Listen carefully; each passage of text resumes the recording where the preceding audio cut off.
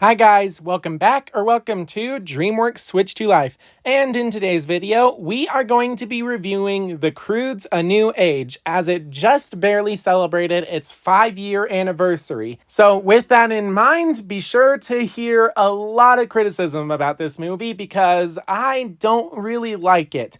I will admit it is a good movie. It's bright, it's colorful, it's super funny. The problem, it's not a good sequel. Sure, the movie is good in its own way. The problem is it just doesn't feel like the first film.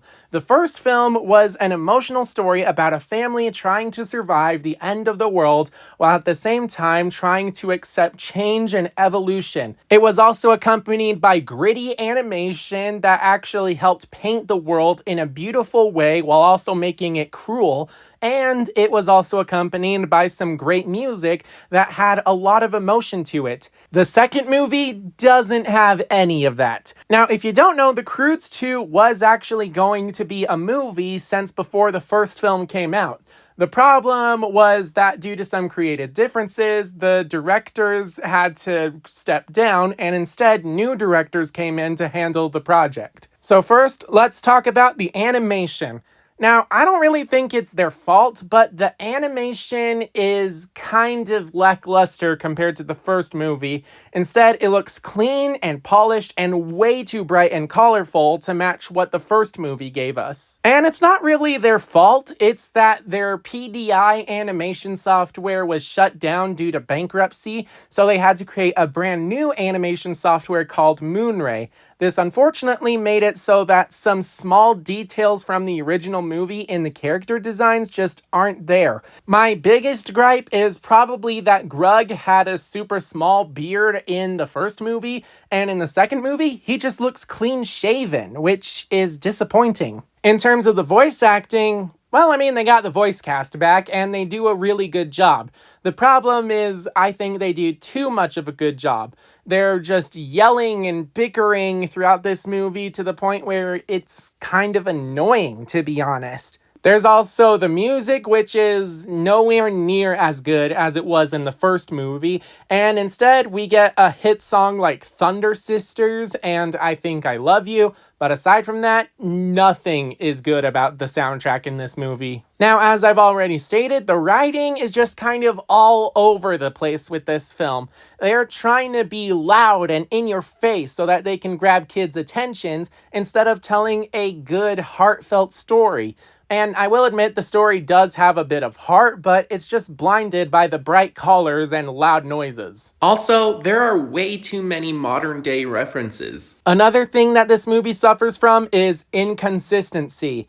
Essentially, while the movie does have some references to the first movie, it also ignores a bunch of references from the first movie. Now, with all that out of the way, it's time to dive into the story. So it starts with the Croods, now that they have Guy still trying to survive and find a new home for themselves. Unfortunately, Guy is a little bit bothered by all of the closeness of the Croods, and he actually doesn't like that he no longer has privacy. He spent so many years alone, and now he's overcrowded. So he wants to run away with Eep and start their own tomorrow. Eep is actually super excited about this, but unknown to both of them, Grug actually overheard their conversation. So he goes off into the woods and discovers a giant wall, and beyond it, the perfect tomorrow. And so Guy and Eep don't have to leave the pack. The pack can stay together. So Grug introduces them to the farm, and this begins the first of many loud, chaotic sequences that are just, no. Now it's time for inconsistency number 1.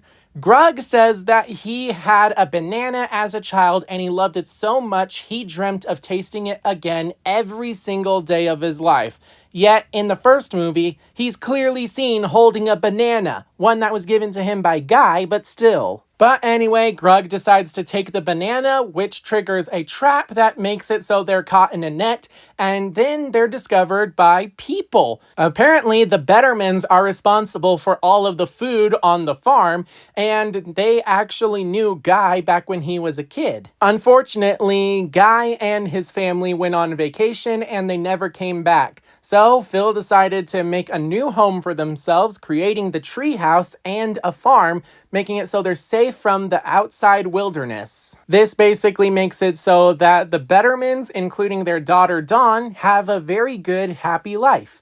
Except Dawn is lonely because she has no friends whatsoever. That is until Guy and Eep come along, and well, Guy was her childhood friend, but now she's excited to spend time with a girlfriend so that they can just have girl talk with each other. Unfortunately, the Croods are basically cavemen and animals, which means they have no idea how to live in civilized society that the Bettermans built. Poor things do seem to struggle with the concept of walls. I mean, Thunk literally just stares at their window for who knows how long, which is basically the same thing as a TV addict in our world, which makes it kind of funny, but at the same time, it hits a little close to home because I think I might be a TV addict. So, unfortunately, the Bettermans try to get rid of the Croods, and they do it by making it so they think leaving is their idea. Grug is excited about this idea because if they leave, Guy can stay with the Bettermans while Eep stays with the Croods, splitting up their relationship, making it so that Dawn can actually have a friend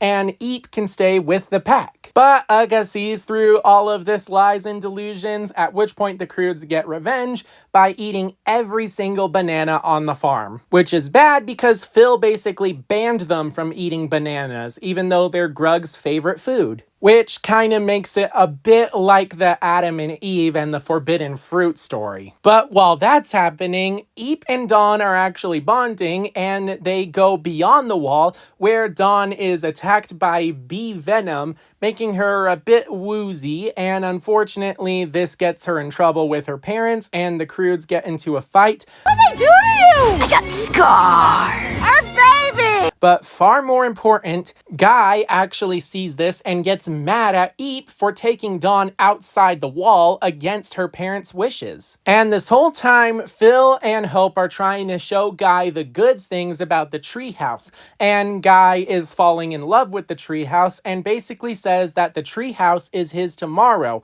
when earlier in the movie, he said that Eep was his tomorrow. So Eep says that it's either the treehouse or her. Now, it's a very complicated decision on Guy's part, and he picks the treehouse because this is the location that his parents wanted him to find when they said goodbye as they sank into tar pits. So that basically just means that Eep breaks up with Guy, and then Grug reveals that they are all the bananas, and Phil is super upset about this. But the reason is because the bananas are used so that they can protect themselves from a monster. Basically, he gives the monster bananas and it leaves them alone. Now, he has no bananas to give, so unfortunately, the monster attacks and reveals itself to be... It's just a little punch monkey. I'm leaving. Well, okay, actually an army of punch monkeys, at which point they kidnap Grug, Guy, and Phil and take them to their lair in the mountains. Which leads to inconsistency number 2. In the original film, the Punch Monkeys had black fists. In the sequel, they have red fists. Then it's revealed that the only reason the Punch Monkeys need all those bananas is so that they can give those bananas to their own monster, which is going to kill them if they don't give the bananas. Essentially, a monster is attacking the Punch Monkeys, forcing them to give the bananas, so the Punch Monkeys attack Phil and the Bettermans to give them bananas. Hey, monkey see, monkey do. Anyway, because they don't have bananas, Phil reveals that their reason their bananas are gone is because their water supply dried up. And he reveals that he can give it to them by diverting water from a high mountain source. Much like that one. Wait, Guy, don't translate that. too late? Yeah, so if you don't know, Phil built the tree house and the farm in a barren wasteland, and it started by diverting water from the Punch Monkey's mountain source. And Phil just barely figures this out at the same time the Punch Monkeys do. So, since Phil basically stole their livelihood, they decide that him and the other guys would actually be sacrificed to the monster at dawn by wearing a bunch of giant banana suits. So while that happens, Thunk and the woman end up realizing that the men have been taken, so they go on a long journey to try to get them back. But the whole time, Hope is trying to be in control of the situation.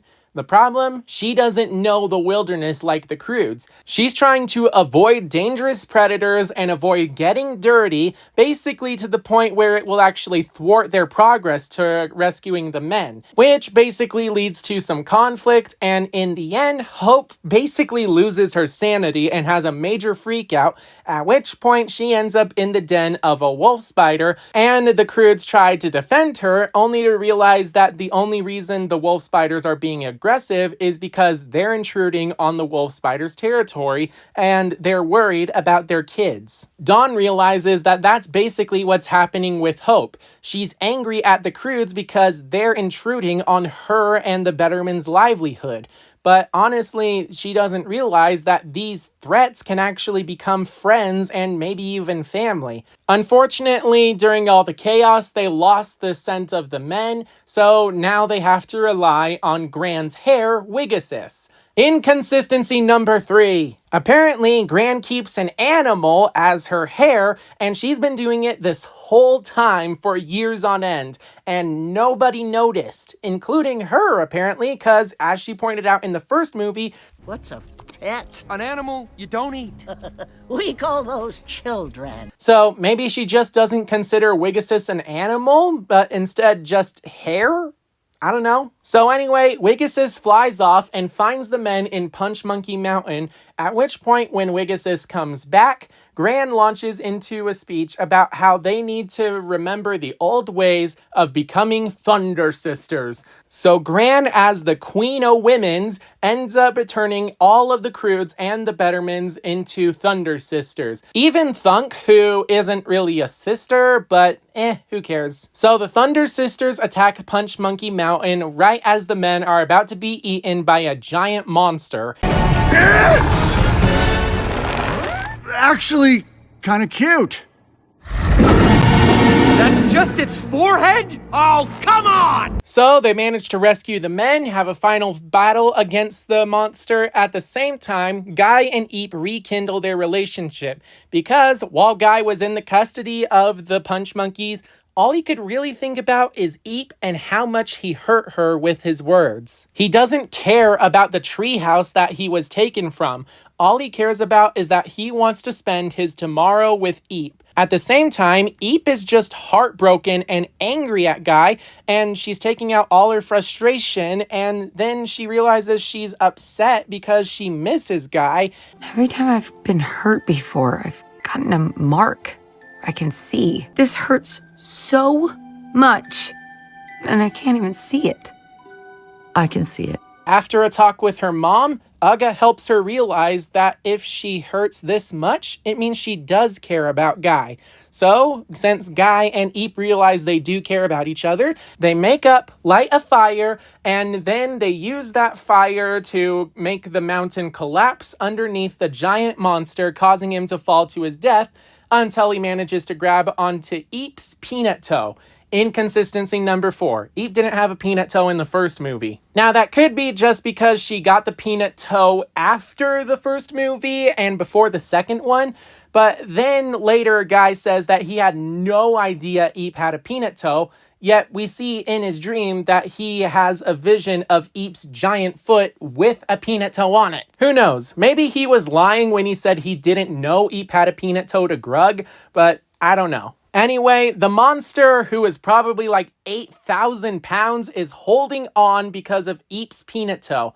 I have no idea how that thing did not snap off earlier. Anyway, now that the monster is defeated and dead and the Punch Monkeys are saved and they're liberated, the Punch Monkeys move in next door to the Bettermans, and the Croods and Bettermans move in together in their treehouse.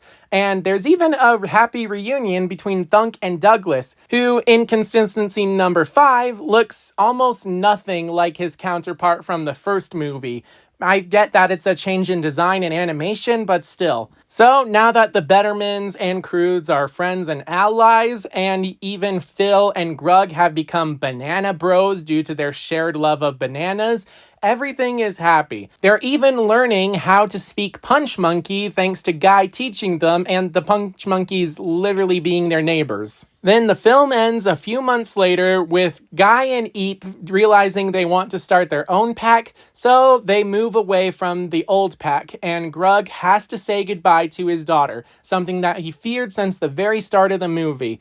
And the only reason he's able to move on is because his other daughter, Sandy, says her first word, boomsies, which inconsistency number 6 because her first word was actually dada in the first movie, followed by we as her second word. And with that, the Croods end up having a happy ending in the second movie. So the first movie kind of left off on a cliffhanger where the Croods managed to survive the end of the world, but now they need to find a home.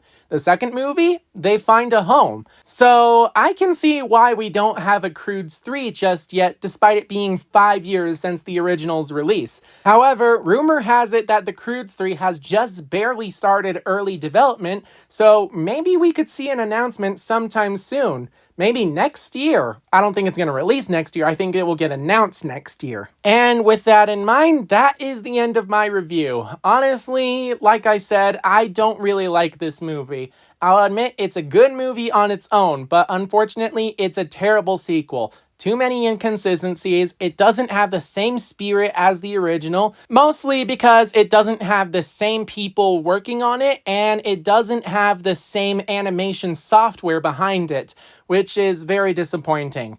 But with all that in mind, I will admit that it's kind of good and a decent enough follow-up. But with that in mind, what do you guys think? Make sure to leave your thoughts down below in the comment section. And also, if you wanted to make the Croods 3, what would the plot be about? But with all that out of the way, thank you so much for watching this video. And please make sure that you like and subscribe to this channel. And if you really want, you can help support the channel by joining the membership program. But above all else, make sure that you're staying safe out there, and I will see you all in my next video. Bye-bye. Yeah. Oh, hey, Grant.